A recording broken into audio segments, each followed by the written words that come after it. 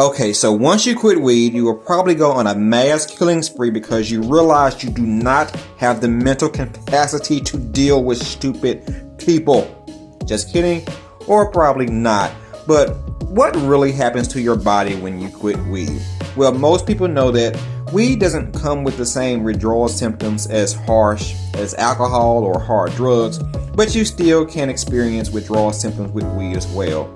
Marijuana withdrawal symptoms may be more severe for individuals who use a more potent marijuana. Research indicates that people who engage in dabbing, a process where marijuana with very high levels of THC is vaporized and inhaled through a vape pen, they reported more intense withdrawal symptoms.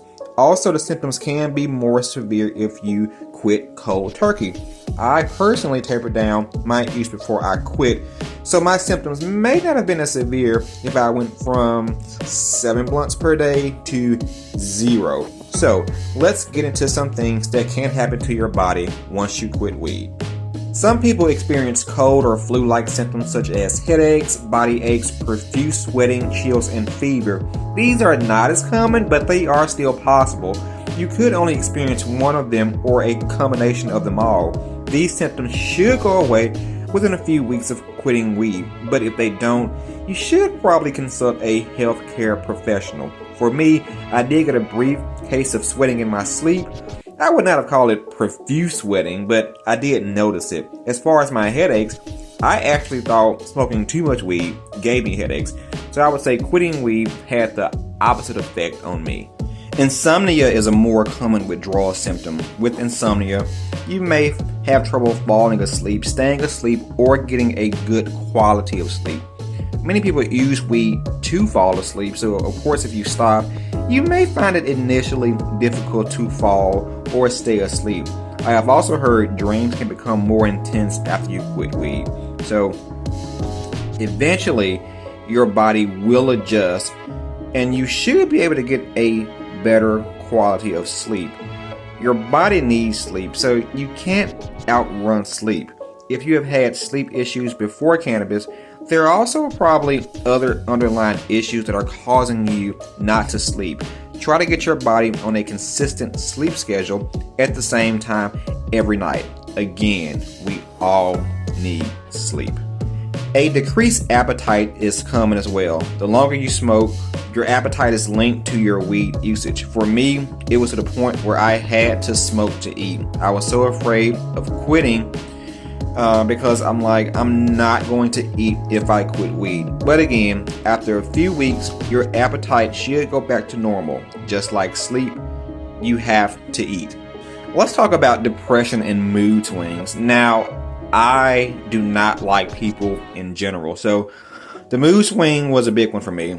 Have you ever talked to an annoying family member and that joint just made the conversation easier to get through? Well, when you stop smoking or vaping, it may be hard in that first week, 2 or 3 to even want to talk to that person, to even want to deal with that person, or to even deal with an annoying customer at work. Well, a good trait of being an adult is learning how to control and handle your emotions.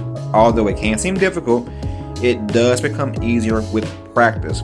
I would not really call depression and withdrawal symptom. And I'm not talking about feeling sad because you can't smoke, but truly being depressed about other situations. If you have had depression, you probably had it before or during weed. Weed just helped you get through it. The depression may seem more intense now because you no longer have weed to fall back on, but try talking out your issues in your head. Talk to someone, talk to a counselor, get things off of your chest.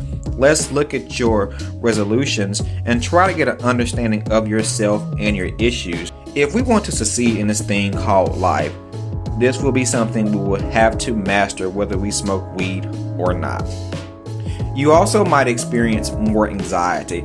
I also would not call anxiety a withdrawal symptom, as we will always have anxiety about something at any given time if we are a breathing human being.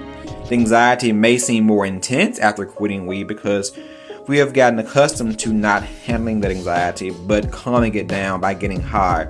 Let's look for healthier alternatives to dealing with our anxiety issues. All anxiety is linked to a particular root cause. So let's find out the root cause of the problem so we can solve it. You might experience cravings. It's natural once you have quit something that you've been doing for a long period of time to want to revert back to it. The longer you stay clean or sober, the cravings will be much easier to handle. Try not to place yourself in situations that may tempt you or cause you to use cannabis, and look for healthier alternatives to replace the activity with. All of these symptoms can happen when you quit weed, whether it's 1 or 2 or 3 or all of them, but it's just a part of the process. Don't let these things trip you up, but rather look at them as small hurdles. The good thing about weed is that if you stay consistent for about 30 days, your brain will tend to rewire itself. Remember, quitting weed is more mental than physical. If you are on the process, congratulate yourself and capture your small wins. Remember, your future self will thank you later.